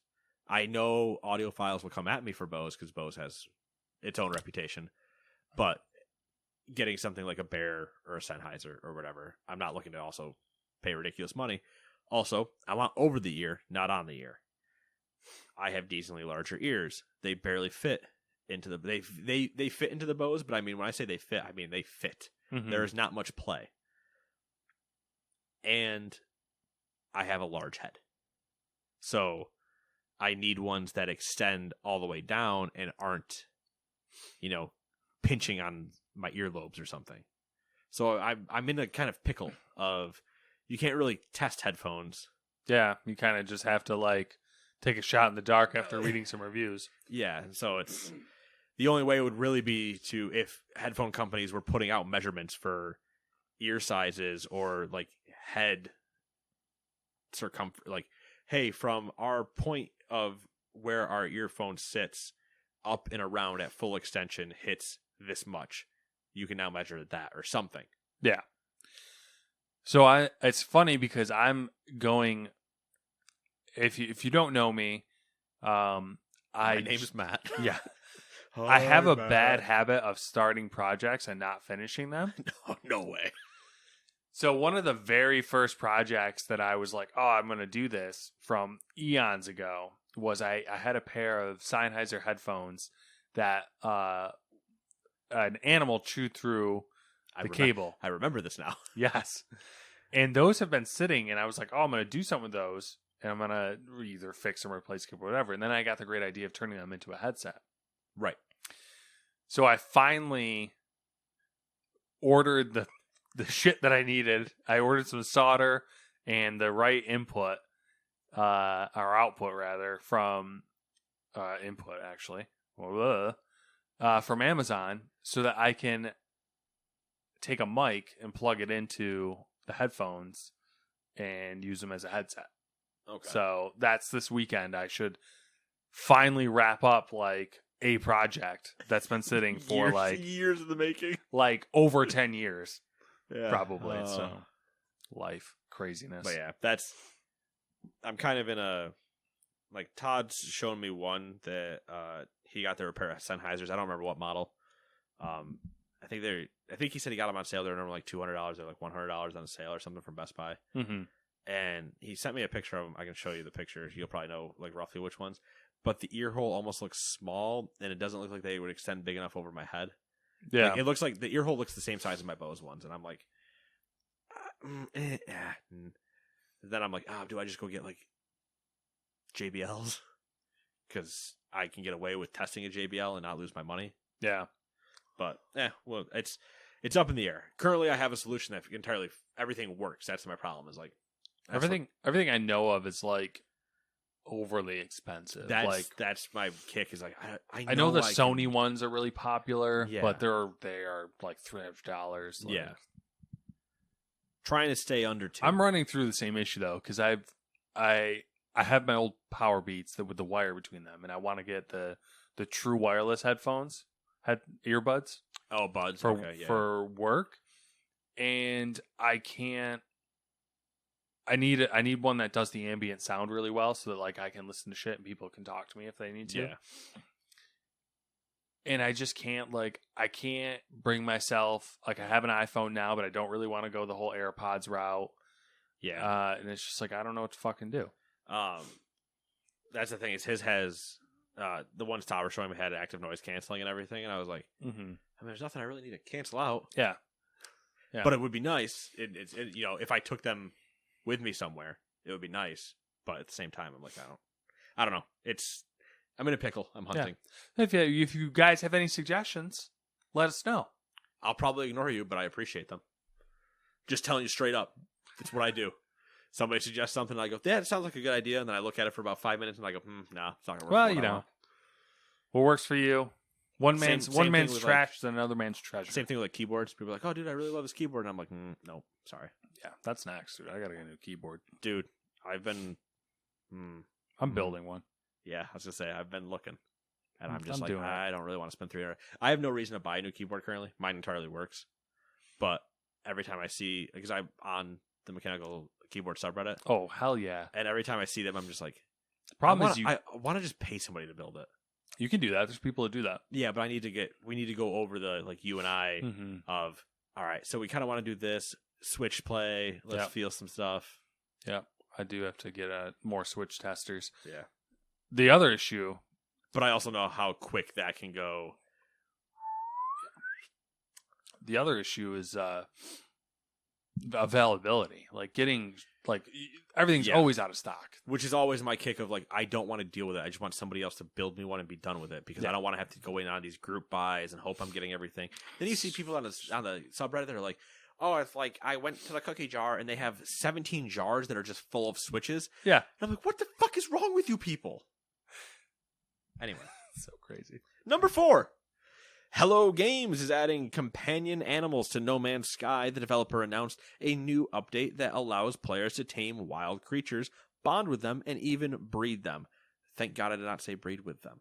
Once trained, companions can perform a variety of tasks for their traveler, from scanning for resources and digging up treasure to hunting fauna and identifying hazards. Players who take good care of their companions may find collectible eggs they can choose to hatch or trade to other players. No Man's Sky is celebrating its 5th anniversary this year, with the Companions update kicking off Hello Games' celebration plans. 5 years for No Man's Sky. For some Where reason, has the time gone? I know, right? I remember when I first was playing it. I was playing it in the studio, and I believe you were over. Kenny might have also been there, or Tyler. There was a group of people, and No Man's Sky was on that TV in the studio.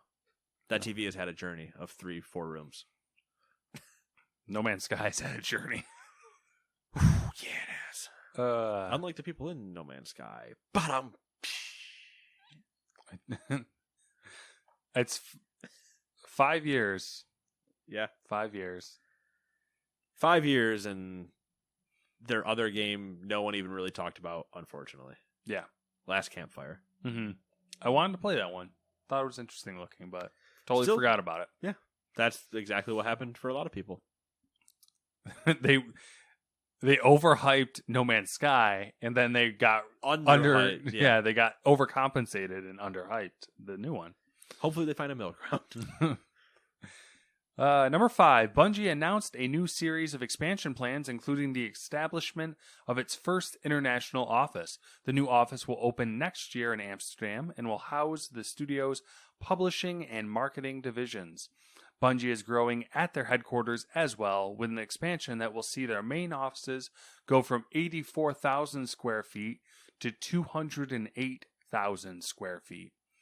The revamped space will, quote, support multiple project teams, including those outside of the Destiny universe, end quote. As for that push beyond the Destiny universe, Bungie plans to launch one new IP to market before 2025.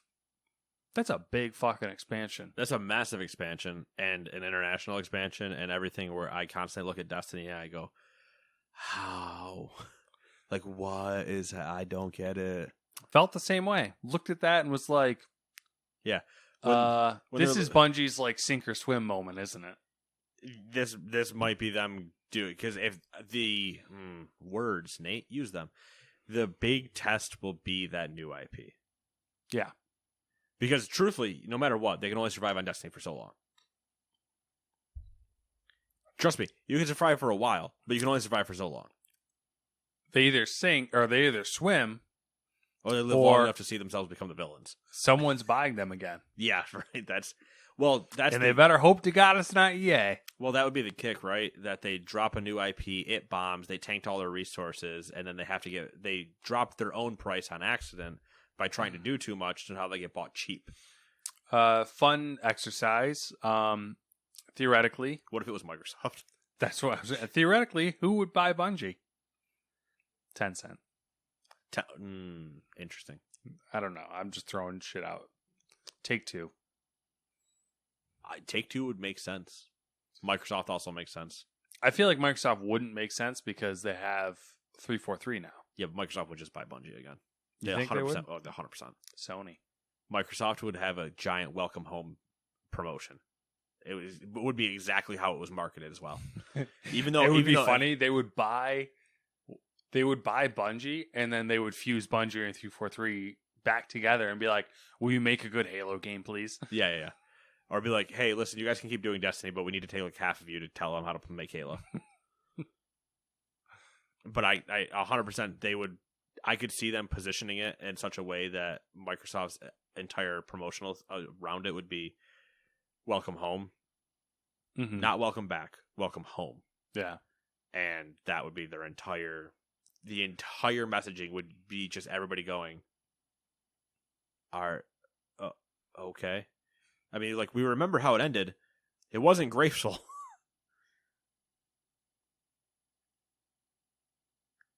I mean, the Activision would be worse than Microsoft. I literally was just thinking Activision, and then they put Bungie in the COD rotation. You have, what is it, Raven, Treyarch, and Infinity Ward, and they're like, and Bungie. Yeah. You guys are going to do the space entries. We just can't. Just deal with it. They're like, sorry. Oh, you do all the advanced warfare. You take advanced warfare. Yeah. Advanced, Infinite, whatever the fucking Space Combat 2, you guys have all of it. Also, that was the other thing about BlizzCon, is multiple times JL and Brack said, and things coming in the future. Oh, I'm so glad you have this next story. Kept slamming.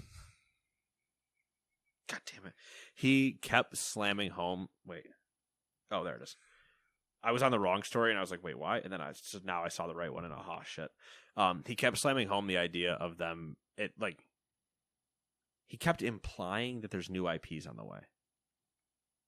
Or like new, because he kept saying, and new things in the future, and you're like, they have to have new IPs. I am on the campaign that they have to have them, but at this point, I just don't know what they even are. Like, obviously, Overwatch nobody saw coming, because Titan, no one had any idea. We just constantly knew of Project Titan existing for 10 years. And they're like, and Overwatch. And you're like, what? I just want them to, like, fucking nut up or shut up at this point. I would love to see them go so ballsy to the point that they went, and here's our new game that's out next Tuesday. And you just go, Yeah, what that'd the? be fucking great. We're not going to see that. Just like number 6, Amazon has delayed the launch of its MMORPG New World again, pushing it back to August 31st. In a blog post, the developer says the team has been working on various additions, including compelling end-game features, and the delay is to ensure those features and fine-tuning can make the launch date. Does it ever launch? Cancel. The Jaws music is going to start just creeping up on that game constantly.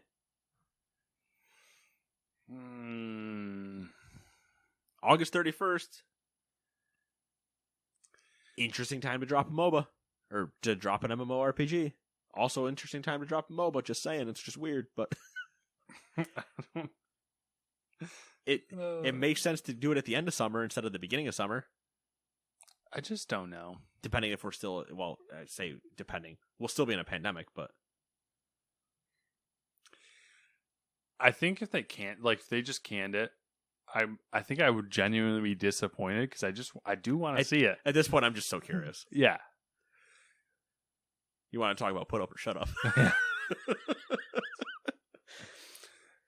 Number 7, Netflix announced the release of an anime series based on Valve's Dota 2. Launching worldwide on March 25th, called Dota Dragon's Blood. The series will span across 8 episodes and tell the story of Davian. I don't know. Sounds good to me. Sure. A renowned dragon knight devoted to wiping the scourge from the face of the world. If it's not Davian, then it's going to be like Davion. Davion. My name is Davion. Netflix. Yeah. Netflix doing things. They just always are doing something. Speaking of Netflix, or speaking of anime, combination of the both, the volleyball anime showed up on the Football Manager subreddit. I'll show you the tie-in later.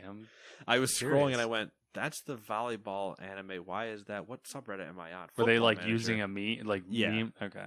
They were memeing it for the purpose of the screen cap they had. Interesting. Number 8, the legal battle between Epic and Apple has taken another interesting turn. Apple is trying to pull Valve into its legal dispute with Epic through a request for years of information about Valve's revenues and games sold on Steam. While counsels for Apple and Valve have met, they have been unable to reach an agreement and have filed a letter asking for the judge in Apple's legal battle with Epic to provide a standing order. What the fuck? Apple argues that Valve, as a dominant digital game distributor and direct competitor with the Epic Game Store, has information that is highly relevant to the case. Valve says the request is overbroad and puts too heavy a burden on a non-party to the suit, and that Apple has not shown, quote, substantial need, end quote, for the information it seeks. And to make things even more complicated, Epic has filed an antitrust complaint against Apple in the European Union. I like that Apple's like, oh, we got to make this a 3-way because we don't have a leg to stand on currently. And then the person they're trying to make it with a 3-way in the club is like, no. I like that Apple's just like, why are you mad at me? Look at them. Yeah, and then Valve's just doing this. No. Nope. Nothing to see over here.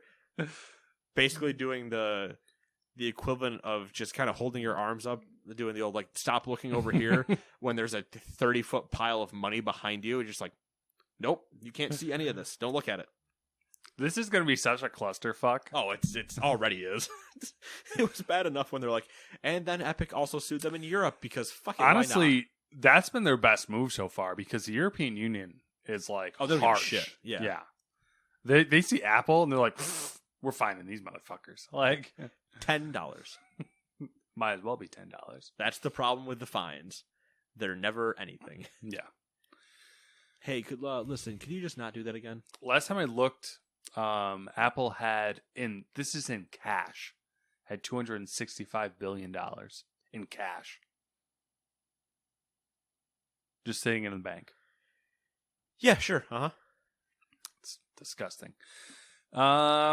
I did get super lazy and not write down a bunch of other news stuff. So I guess we'll rip through that real quick. The first PS5 Drift class action lawsuit has been filed against Sony.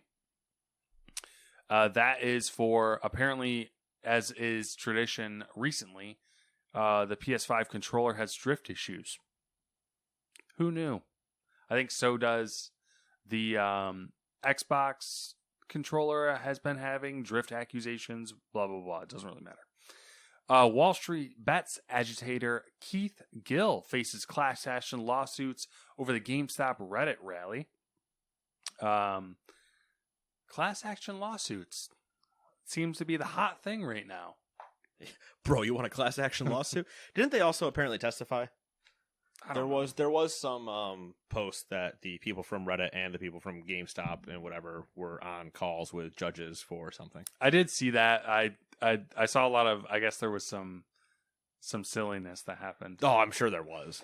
I didn't really read more into it other than I just saw that stuff happened. Same.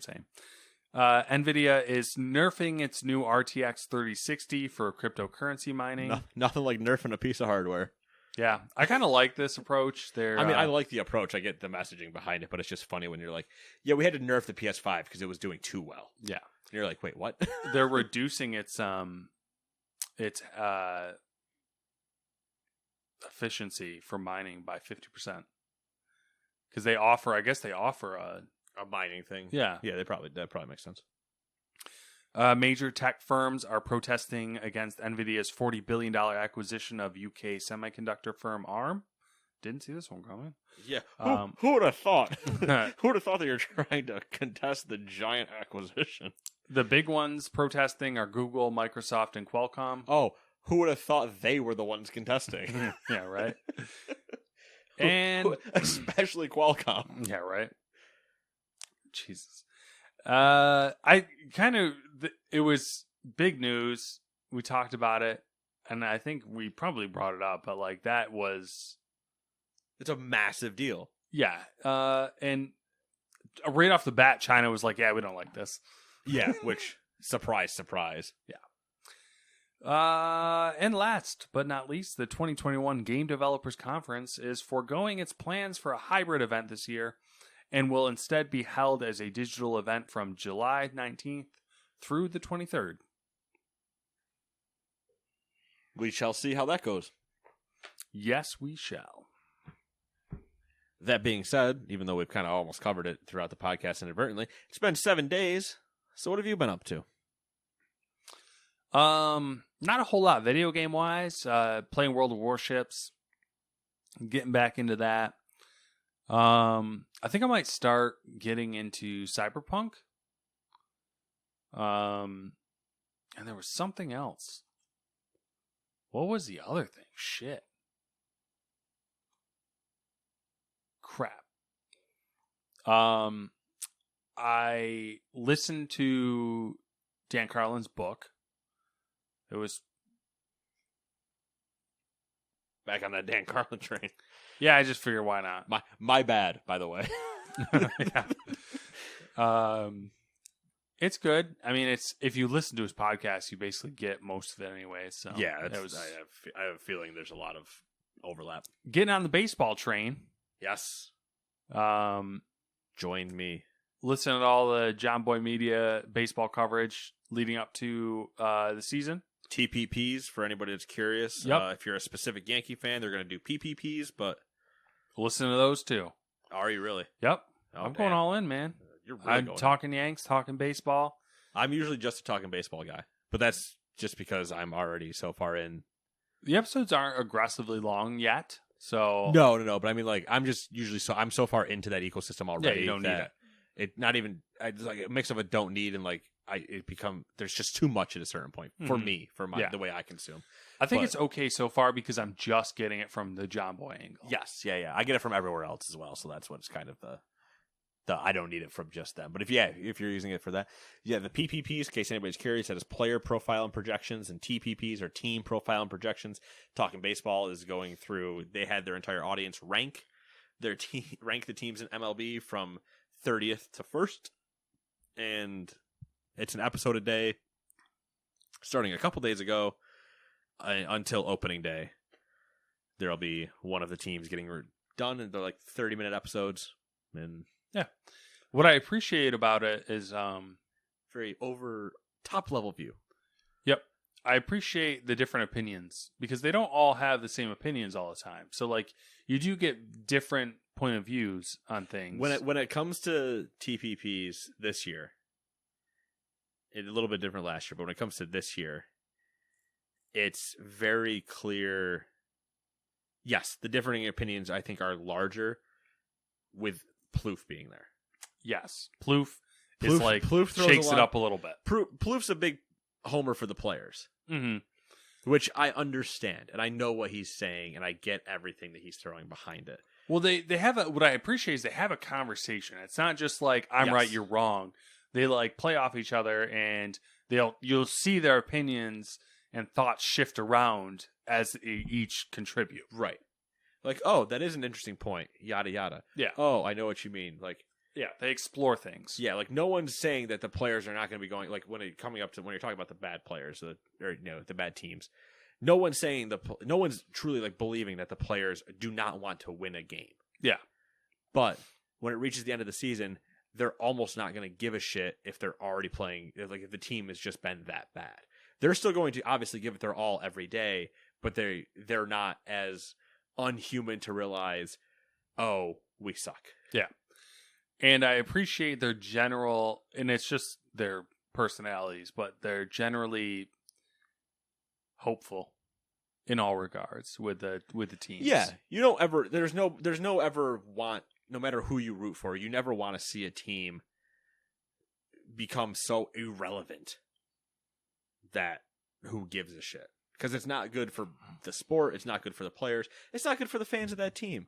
Yeah. So I've been doing that. That's been interesting. Just trying to, at this stage, I'm at the stage of where I'm like, I don't want to say passively consuming everything. That's kind of it. Just trying to let it sink in so that things like, you start hearing the same names over and over again. That type of thing. Yeah, you're not, it was intriguing when, today, as we were watching BlizzCon, I had an Athletic article pop up on my phone that said the Yankees had re-signed Brett Gardner. And I saw you read it, and then you kind of had like a reaction, and then you're like, "Oh, did you see that?" And they're like, "Oh, they re-signed him," and I was like, "You know who Brett Gardner is now?" Yeah. Well, I'm pretty good on the Yankees. Like I've been listening to the player profiles, and they did. Obviously, I know who DJ is. But they had like Zach Britton on. I actually know who that is. And I was like, oh fuck, I guess I know more of these guys than I actually thought. But so that's been fun. But just think, MLB will be on this TV, and I'll be getting distracted all over again. Right? That's going to be a problem. No, it's not. It's not a problem for me. Yeah, so that's it for me. World of Warships and maybe I'm going to do Cyberpunk. There was another game that I was thinking about, but I can't remember what it was. So fuck it. Maybe next I would have said it was SnowRunners, but I don't know if that's true. No, there was something I was thinking about getting into. I had like a plan that I would medium, like shower thought plans, but I can't remember. Well, I have no idea. What do you think about in the shower? Yeah. Me either, obviously. Should have written it down. That's it, though. How about you? What you got going on? The Warcraft of the world. That's basically it. Played a little bit of Magic the Gathering Arena against Kenny. Just for funsies. It's a slow time of the year for games. It is a slow time of the year, but I've just been sucked in with WoW. Yeah. At some point, it'll be me going back to doing more Assassin's Creed and Spider-Man. Mm-hmm. But until other than that, that's kind of just my lull right now. I'm just so sucked into WoW that I'm enjoying it. Yeah, I'm having a lull in general. Like we were chit-chatting over Snapchat with Dewey, and I'm just unmotivated. Well, yeah, you guys. The joke was you guys started talking about TV shows, and I was like, "What's it like to watch a show?" Because I just get sucked into WoW. Yeah, and at most, I subbed to Discovery Plus. Yeah, how's that? Great. Okay.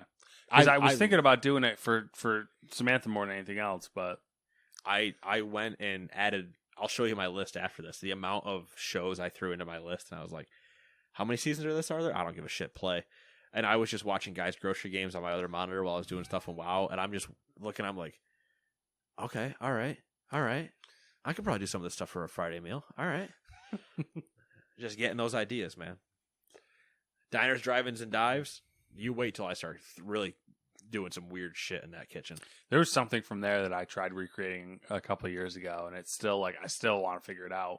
It was the steamed burger. Okay. I don't know if you remember that one, but it was essentially I don't remember the episode, but I think you've told me about trying to. I think we've talked about diners and drive. You talked about trying to do that before. Yeah, you went to a place where like they put these like the burgers in these like tin, like they took ground beef or whatever, and they put it in these like a tin container that almost was reminiscent. Like they had an idea of like if you wanted to recreate it at home, you could use like a tuna can. Okay, yeah. And they basically created they had a special thing for it, but you basically make like a double boiler where you put the bowl and like try to steam it. And like I tried it and it just didn't work. But like it was interesting. Like what they did was interesting, and what it looked like was interesting. I was like, this is fucking weird, and I want to try it. But oh well, life, Some shit works, some doesn't. But I've been unmotivated and literally just been watching. Like I come home from work and like I'll do random whatever things. We make dinner, do our thing, and then we just sit on the couch and like watch TV and just kind of like exist. Just veg. Yeah, veg out. Existing is I 100% feel that. Like I'll either do that, or what ended up happening today is like I woke up, I did a bunch of stuff, and then I say I did a bunch of stuff. I like finished doing that, and I was talking to Todd, playing some games, and we were doing some wild stuff, and I was like, I kind of need a break for a bit, so I'm just gonna go kind of relax. And I went downstairs and I was on the couch watching YouTube and fell asleep.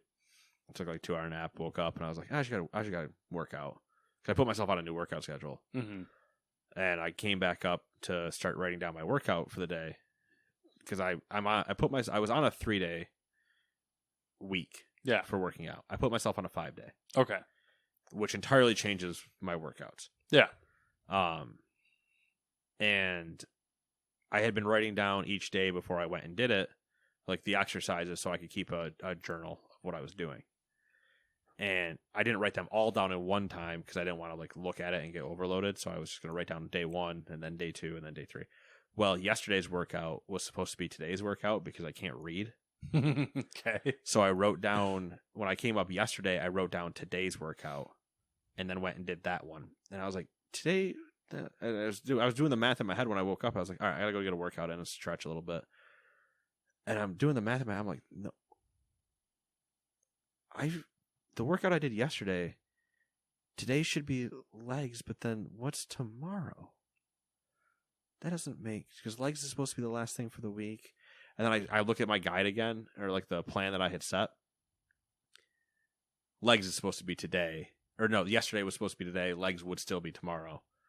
I entirely skipped today. And I was like, well, shit. So I didn't work out today. I'm still going to do legs tomorrow. And then just continue myself on the correct pace, like timings of when I'm supposed to be doing things. So what are your rest days? Wednesday, Sunday. Cool. Yeah. Different exercises. Is this the first week you've done it? This is the first week for 5, yeah. Which will end up being 4. Or didn't like... I was sore after day 1 and 2. Because it was shoulders and chest were the main focuses, with minor focuses on other things. And then Wednesday off I was fine by Wednesday, kind of, but I could feel it in trying to do certain things. Like at one point, Max has been laying on this, and I went to pet him, and I kind of like bent over and then reached my arm out at that point, and I just like, it felt so bad. I was like, oh no, all right, can't do that. So I just had to like reposition how I was standing. But that's really been it. Tomorrow will be interesting because it's the first leg day in this rotation. So legs are always rough. Legs are rough, but it's going to be different exercises, so I'm curious to see how I handle it. It's still squatting's still in there, but Yeah. I got to get on doing something. I was pondering it over the past week, and I think I might do something that, like, I might just do core stuff and like a cardio workout. I've been trying to wake up earlier and maybe do it in the morning. oh, you're a psychopath. Because I get up at 5:30 now in the morning. Mm. I get to work at 7:30. Oh, you got time. But I like the way I do it now. This is like total life stuff that no one really gives a fuck about. But the way I like the slow wake up I do now. So I think I'm gonna try getting up at 5 and still give yourself a little bit of a slow Yeah. wake up into I got that. I don't know. I can't work out in the morning because, well, one, I don't wake up in time, but two, I'm not a morning body. yeah. I usually prefer like a afternoon workout, afternoon to mid-afternoon, which is great when I'm home. Obviously, when I'm at work, it kind of gets a little bit weird, but that's also part of why I changed what I was doing, because going into work on Wednesdays, I was having my original 3 days were Monday, Wednesday, Friday, and going into work on Wednesday, then coming home, then working out, dinner, shower, and then raid immediately. It was just too much. Yeah. So I just rest day on Wednesday now, and it works out fine. But yeah, I don't know. It's gonna be interesting. I definitely feel stronger, but I definitely think I don't look any different. No, what do they normally say? Like I think they A say few months. Yeah, I think it was something like for you to notice something, it's like 5 to 8 weeks, and Okay. then for other people, it's like 12 weeks, or something like that. You know, from someone externally, like looking at you. Yeah. Okay. Yeah. it's like something ridiculous. Like you'll notice changes before like other people will. Yeah, I noticed that I am stronger, Yeah, but I still don't think even like I visually look different. I think I probably do in some regards, but not like, I mean, drastic in any sense. It's going to be small changes, which is the reason, once again, I would notice them at all. yeah. It's nice that you feel stronger though, because that's still incentive. Yeah. Like it's still a No, reward. I definitely feel stronger, because there are times where I'm sitting there. This week was a little bit weird because there were some exercises obviously I was doing in my 3-day set that are the same, that I've had to increase a weight on and whatever. But then when I was doing things I hadn't done before, I was like, all right, well, I'm going to test it with this weight and see if that works. And then depending on what it was, I was like, well, that's not anywhere near enough weight. I need to up this, or I need to up it, and I need to up it. And it's been pretty good. I mean, how the one thing that was the really noticeable one was when I squatted.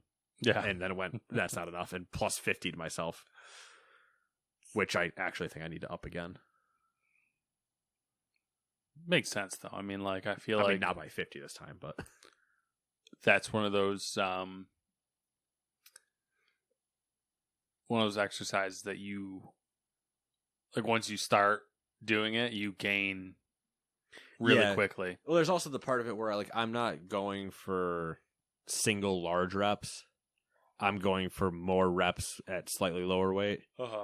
So like when I squat, I'm doing I think it's 3 or 4 sets of 8 to 10 reps. Mm-hmm. So I don't want to just be maxing as hard as I can in the first set and then not be able to do anything. Yeah. I want to not be able to do anything in the third set, preferably. But yeah, I don't know. It's been interesting, and I'm happy I've stuck with it as long as I have so far. Yeah. Life. Anyway, that being said, a lot of talk about nothing on both ends of this episode. We will see you guys next week. Bye-bye.